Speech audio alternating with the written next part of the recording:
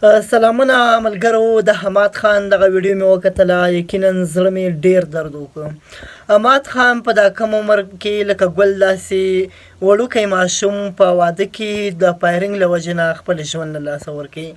هېڅ چاته هم نه ده په کار چې په واده کې هوایي فایرنګ کوي، ځکه چې دا رقم د ګل غوندې ماشومان خپل ژوند له لاسه ورکوي.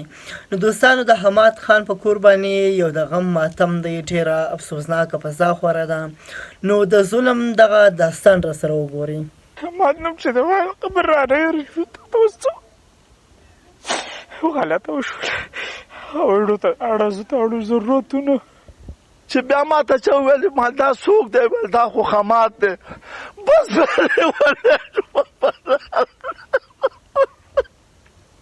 بیا په ځان نه پوه شوم چې ما دې ته نصیحت هم وکړو چې دا ډزې به نه کوئ، دا ډزې ښه شی نه دی، دا مه کوئ. هغه دوی وکړله. زما ټول خاندان د په هغه شپې نه چې په غم شوی په چغو شوي دي. ورندار مې د زړه بیماره ده، هغه دغه شان بېهوشه پرته ساعت په ساعت وله ډاکټر راولو او سترې وله وخي چې د دې دا په هوش کې را نه شي. ته دې غوسه وایي راځئ دې کلي کې واده دی، ډز به پې ورکړو، قدرتي او د حادثې نوم به ورله ورکړو. سبا له په دویم تاریخ به ضمانت وشي، راوباسي مشران به منځ کې کیني چې د خدای طرفه مقرره شي. قاري صاحب تاسو دوه خبرې وکړې، یوه دا چې لکه کله چې وسله قچر لوچر ته میلاو شي نو حقیقت دا دی چې هغه به کور په دې کور به پې ورانوي. زما د قام د کمې بدبختۍ به درته وایم چې څوک را زلمي کېږي په ټوپکو پسې ګرځي. بسم الله الرحمن الرحیم. دا خیبر ترجمان ټلویزیون قدرمنو کتونکو السلام علیکم. سنگرخان ما د پښتنو کمه بدبختی به درته وایم. اول خو په خوشحالي راځیم نه، که چېرته پې راهم شي نو دغه بیا په غم کې بدلی شي. د واده د جنج په ځای باندې د کوره جنازه وځي او د واده د زلمي په پالنګ د خېجولو په ځای باندې جنازه اوچته شي. موجود یم په ضلع چارسده کې، تحصیلي تنګی دی او شیرپا علاقه ده. په واده کې هوایي فایرنګ وشو. حماد چې د 14 کالو تنکی ماشوم و، دغه فایرنګ د وجې نه ولګېدو. پرون په مقبره کې خاورې واوړېدې. دا یو داسې لعنت دی چې پرون نه دی شروع شوی، نه حماد هغه لومبی تنکی ګلالی بچی و چې د دې لعنت ښکار شو. د کلونو راسې دا عمل دا روان دی، مخنیوی ولې ونه شو. په دغې به خبرې کوو. د دې حماد والد صاحب ما سره ولاړ دی، دغه نور ترونه ولاړ دي، د کلي مشران ولاړ دي. د دوی سره به دغې موضوع باندې خبرې کوو. السلام علیکم جی. علیکم السلام. بس خبرې دی خبرې حماد نوم چې د وایي قبر رانه رشوت ته اوس څه غلطه وشوله، اړو ته اړزو ته اړو ضرورتونه منیم که د هلک ماما وړه به تمانچې هم ترې واخیستله، خو پته لري چې کوم طرفه ده زموږ د پاره بله را پیدا کړله. کورو کې ډزې چالو کړل، زما زوی پکې لاړل، د زړه سر مې لاړل. نو اوس پته لري چې دا باقي ژوند به زما څنګه تېرېږي. خو زه ټولو ته وایم چې الله دې زموږ دا خلک په خپله پوه کړي، ځکه چې په وینا دا خلک نه پوهېږي. د دې نه مخکې مې ورته ما ډېر تقریر وکړو، ډېر دغه مې ورته وچو که هلکه ګورې ورانې ونه که د دې لږ دغه نه ټوله خوشحالي تباه کېږي. او بس اوس ته ویل الله سزا ورکړه. بس ماف کوم خو یې نه، ځکه ته زما خپل دی، زما د کور دغه اوس خو ماف کوم یې نه، بدل به تېلم او د قانون په ذریعه به یې تېلم، نه پې ډز کوم نه پې دغه کوم، خو د قانون په دغه باندې به یې تېلم. صحیح ده جی. وجدم یې نه. ټیک ده. دا راته ووایې چې نور بچي هم شته؟ الحمدلله یو دا دی ولاړ دی، او نور بهر کور کې یا به چېرته وي بچي مې شته دی. بس ټول ټیک ده. اولاد ټول انسان ته ګران وي، د زړه غوښې خو کشری بچی دی، کشری بچی دی، د زړه سر مې و چې زما نه پوهېږم چې دا باقي ژوند به زما د هغه نه بغیر څنګه تېرېږي. زه سوال کوم ډېر ټولو خلکو ته، د چا چې ودونه د ډز نه هېڅ پیدا نه شته، ته یو سړي سره مینه محبت کوې، هغه کې نغدې پیسې وله ورکړه، دې کې اوس ته امتیاز وکړه، یو سوال درنه بل دا کومه دا چا چې فایرینګ کړی دی دا د حماد د بیبي سره رشته دار هم دی که نه نو هغه څه وایي څه حال کې ده بیبي هم د زړه بیماره ده بس بې کوره پرته ده زه بیا هم بهر ګرځم او هغه ډېره بې کوره ده هغه الله دې اوس وکړي چې بس هغه راته الله پرېږدي الله دې هغې له دې الله د زړه صبر ورکړي د زړه بیماره ده بس پرته ده ورونه مو له راځي دغه مو له راځي خو پټې سترګې پرته ده نو بس دغه خبرې دي بس الله دې دا خلک پوه کړي درمنو دا د حماد تره دی د دې سره څه خبرې کوو السلام علیکم جی وعلیکم یاره جی بس داسې خبره ده دا کم وخت چې دا واده د دوی شروع شو او دلته کې دا خلک کېناسته ویل مې خلاله او دواله راشئ زم پکې ناستم د کلي نور مشران او دا واده والا هم ټول ناستو لا موږ ناستو خبرې مبرې مې کولې لومړۍ خبره مخته ما دا وکړله چې بهی واده خو شروع شو د خیره سره الله دې په خیر وکړي خو واده کې به ډز نه کوئ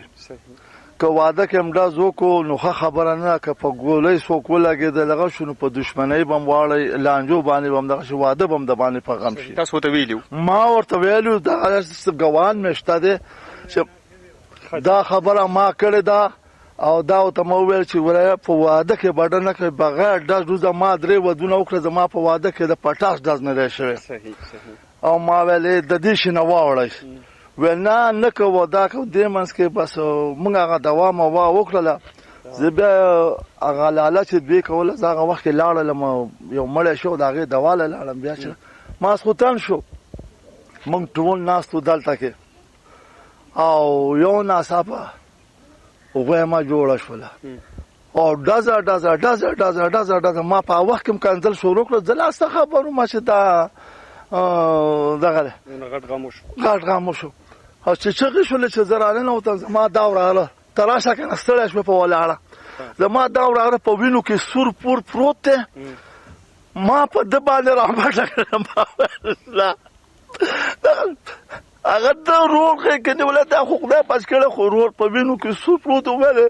دا بچ دی ویله بل لګېدلی چې بل چې رالله چې بل مې وکړه بل زما په سترګو دونه شپه راغله چې ما هغه ونه پېژانده چې دا زما وراره دی چې بیا ما ته چې وویل ما دا څوک دی ویل دا خو خمات دی بس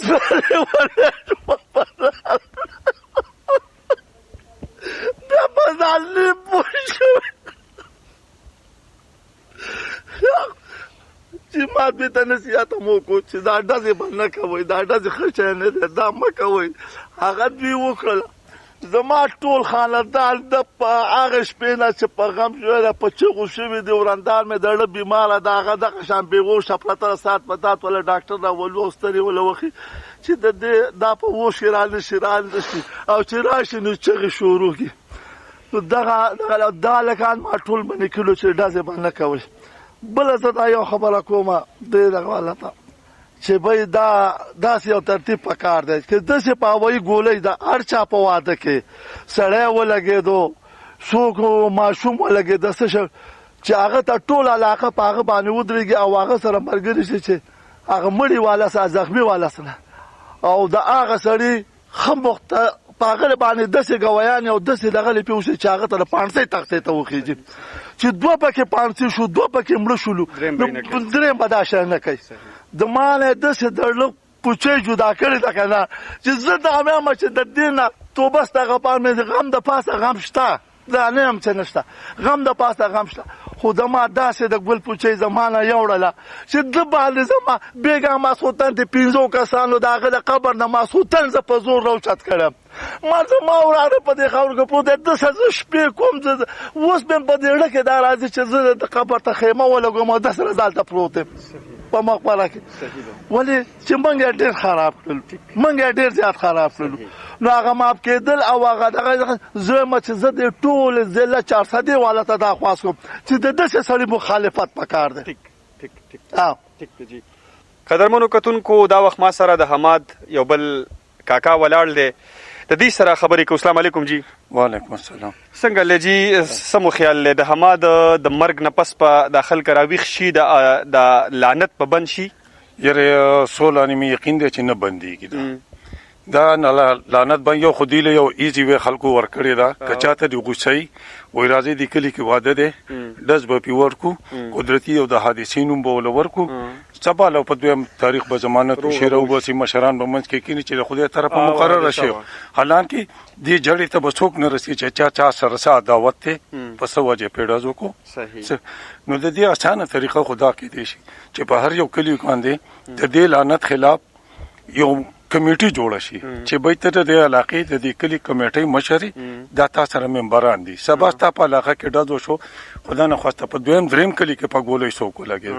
د دې کمیټي به ته جماعت به جمهور ته نه به تاسو کو چړې به تارک سو پرشیدانی شه حالانکه دې نه مخ کې زما دی وراره محمد ثانولا نامه ده هغه په وای ګولې ولګید رپورټ وسو شو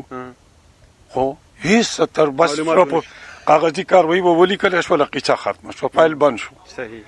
کداغي دغه څه کمیټي وی چې کم کلی کې واده ده کم دي نړه دي شي کمیټي والا برانی ور کمیټي والا خپل چاړې ور کړی صحیح څو پورې چې د پولیس سره د عوامو تعاون نه پولیس هیڅ نشي کولای پولیس پټانه کې شل کسان دي 15 کسان دي د علاقه د کم علاقه برامنې کوي صحیح د دې بالا پیدا چې تکلی ممبر او په کمیټي کې د هر یو کورنه سړی واچو چې به هغه خپل دوی منې کوي چې سبا ته شرمې کوم ستا په ډېر خپل خبره وکړه او امید مې ده چې د دې ځای نه به تاسو شروعات وکړئ په خپل کلي کې به انشاءالله تاسو کمیټي جوړه کړئ او هغه به دغه شانته کې بیا د نورو خلکو لپاره یو مثال جوړ شي ډېره ښکلې خبره دوی وکړله نو پکار دا دی حکومت له پکار دی پولیس له پکار دی د عوامو له پخپله پکار دی چې دوی پخپله باندې دغه شانته کې د هر یونین کونسل په سطح باندې یا د هر کلي په سطح باندې یو کمیټي جوړه کړي د یو کلي په سطح یو کمیټي جوړه کړي پای کې در کور ممبر وي او بیا چې چېرته کې واده وي دغه هوایي فایرنګ له وجې نه څوک لګي نو دغه کمیټي به د دې ذمهواره وي په خپله به انشاءالله ډېر روکتام وشي دا وخت ما سره یو بل د حماد رشته دار ولاړ دی دوی سره هم څه خبرې کوو السلام علیکم جی وعلیکم سلام جی څنګه لجي څه به ویل غواړئ د دې واقعې په حوالې سره د دې چې کومه هغه وروستو اثرات دي 3 ورځې به مونږ هم چغې ووهو تاسو به هم چغې ووهئ پولیس به هم لاړ شي راشي په څلورم ورځ باندې به حماد هم د خلکو نه هیر شي او دغه ځای کې به یو بل وادي او بیا به دغه ناروا ډزې به پکې کېږي نورې خبرې خو زما د مشرانو وکړلې ښه په طریقه ماني طریقه خو هم دغه ده دویمه طریقه دا ده چې په دې کې پولیس او موږ لازم ملزم یو پولیس غریبان خو به راشي چکر به ولګئ نمونه به یوسي څوک مني نو اول خو زموږ د موجوده امپیګانو له پکار دي د کم ټیم نه هغوی په یو مثال په خپل یو زیاتي ایشو باندې لګیا دي دا خبره دې موچت کي که نه دې کې موږ سره ډاکټران پولیس او موږ عوام دا چې موږ په یو سټیپ باندې ودرېږو که داسې حرکت وشي خو دې کې څوک ولیږي او څوک ونه لیږي خو چې ډز وشي کم از کم دغه متعلقه کور د کس دپاره یو سال لازمي چې په جیل کې دوی دپاره لازمي چې دوی تیر کی ټیک شوله دې نه به زموږ د نورې نوي فول تمام سبق میلاو شي څوک به دا حرکت نه کوي په دې لحاظ به دا مسله ختمېږي کو داسې د کومه طریقه رواني بس چالان کو سبا ضمانت کو تمانچه اوښایه خبره ختمه